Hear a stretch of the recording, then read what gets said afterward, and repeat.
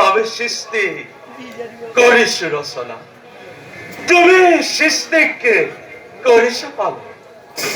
আৰু সংহাৰ কাৰ্য ৰুদ্ৰই সংহাৰ কাৰ্য কৰিছে সমাপন তথা সৃষ্টিৰ মুকুট যেন অশুভ শক্তিয়ে কৰিছে বিৰাজ অধৰ্মৰ বিশ্বনে কৰিছে অংকুৰিত নামি আহা সেই গোলোকপতি গোলোক ধামৰ পৰা নামি আহি সেই বিশ্বপালক ৰক্ষা কৰা সৃষ্টি তোমাৰ আহ্বানিছে মোক প্ৰভু নাৰায়ণ